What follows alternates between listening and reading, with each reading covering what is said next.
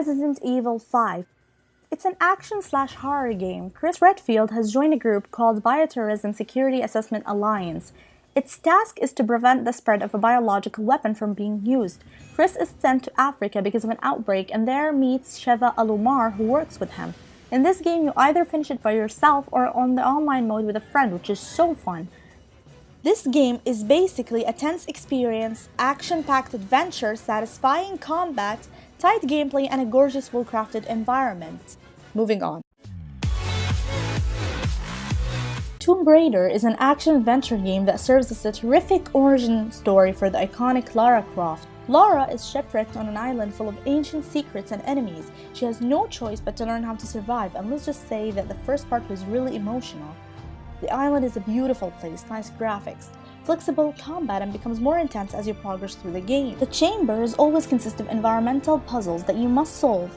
They are mostly challenging enough to make you feel a sense of accomplishment after solving them.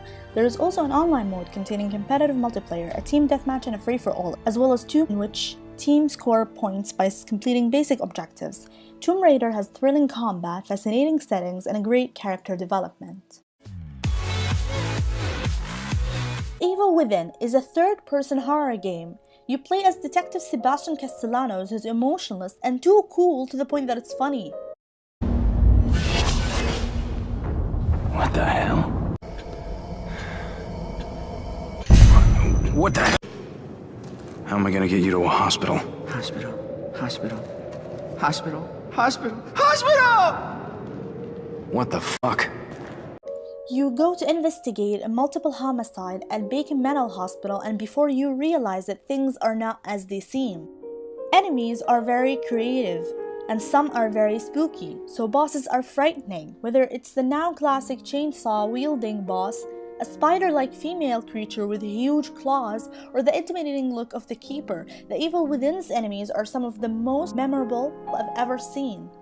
The action in this game is very fun. The ammunition is scattered and not many checkpoints and little first aid. You also have limited stamina bar, so you can't always escape from enemies. The experience was brutal, tense, challenging, and fun. However, the character development was off.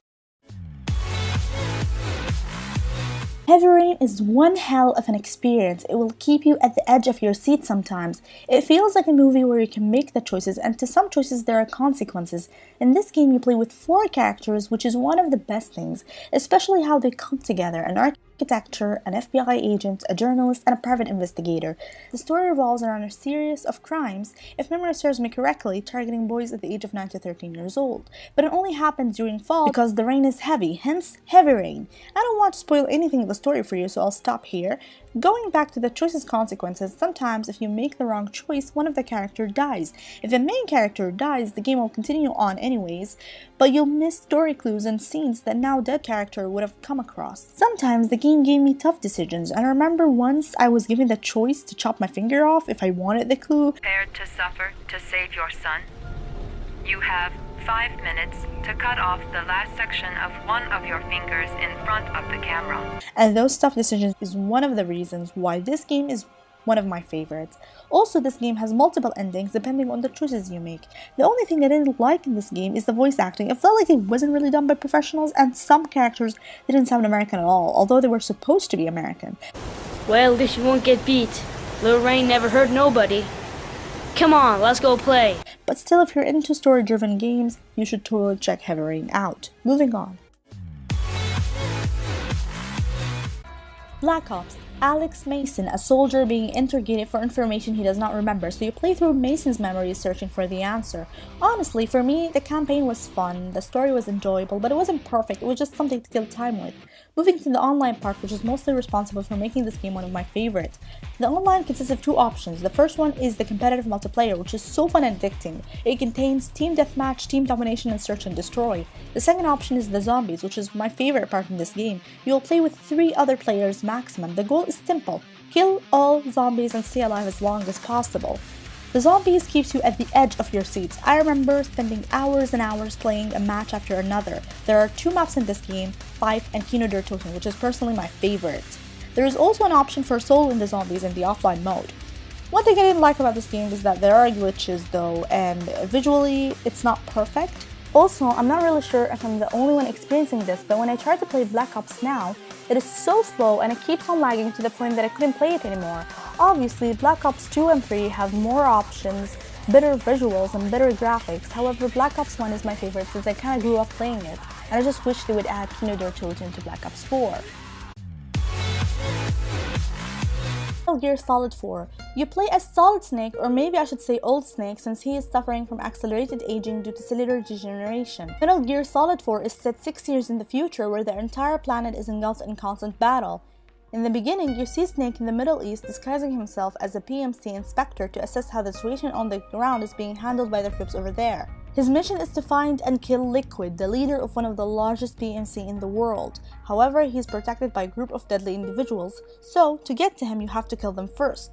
The cutscenes in this game are rather lengthy. This is something not everyone would like, but for me it was okay. There is an online mode featuring 5 multiplayer maps for up to 16 players. The experience was tense, fun, and complex. Moving on. Red Dead Redemption is a must-play action-adventure game. John Marston struggles to bury his blood-stained past one man at a time. The best thing about this game is that you can hop on a horse and take off across the prairie. The map is huge. It's an open, beautifully crafted world. Various side missions ranging from simple to badass. The town/scenery looks amazing and there are so many details which I loved. For me, it felt like a GTA game but in a desert. The voice acting is perfect. There's also an online mode competing with up to 16 players. It includes team and free-for-all game types. There are a few glitches though, but that's not something that would make me not want to play this game. Moving on.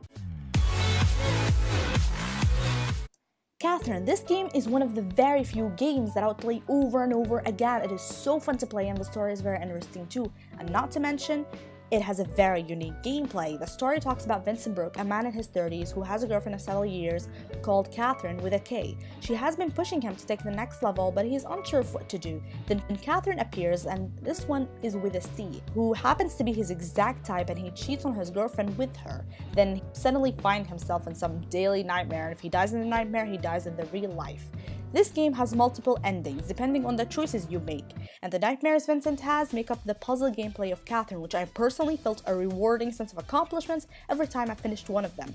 Plus, each puzzle is timed as blocks fall from underneath the tower, so it's either you find a way up quickly or you are dead. Also in the nightmares, there are others with their own story who you meet in real life, but yet you don't really know who they are, or at least Vincent doesn't. So it's really fun to try to know each one's story and how they got into dreams during the time Vincent hangs out in the bar with his friends. There's also a fun local multiplayer option. Now maybe this game is not really for everyone, but for some it's mind-blowing and authentic. Moving on.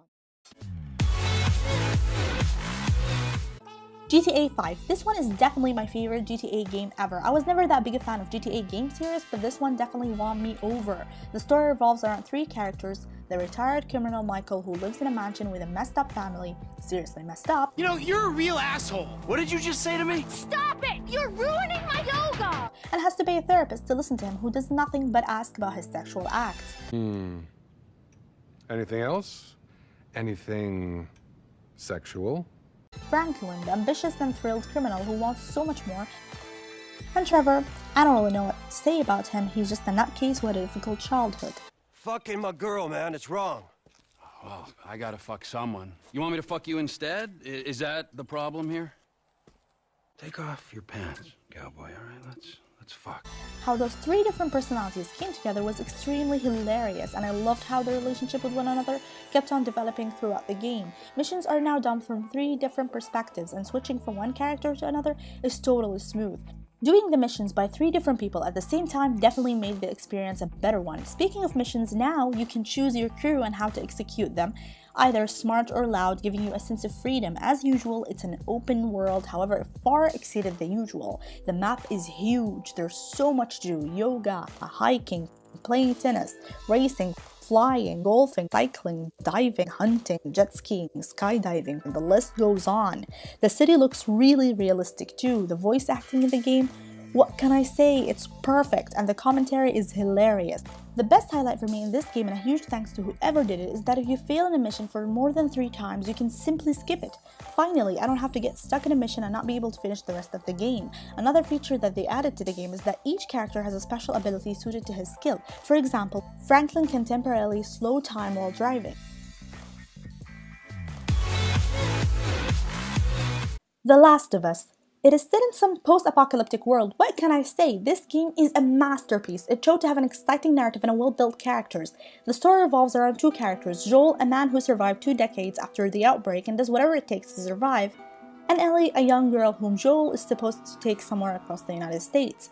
Both characters hate one another at first, but as the story goes on, the relationship develops to a father-daughter relationship, which is adorable. The interplay between Joel and Ellie, as well as other characters you meet on your adventure, is one of the great highlights in The Last of Us. For the first time, I am attached to characters, worried about them, feared for them. I remember when I finished the game, I felt sad because I wanted more of them. Beautiful graphics, breathtaking scenery. Means there are 3 kinds of enemies in the game.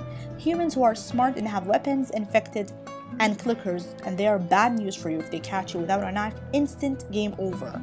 You can either choose stealthy mode or open fire mode. Also, the ammunition is really scattered in the game, so you can't just waste your bullets. A nice detail which would be realistic in such a setting.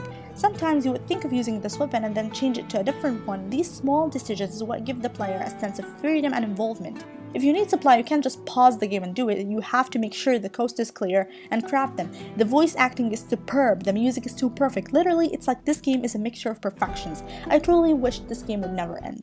Subscribe for more, comment, like, share, that is if you like the video, and see you soon.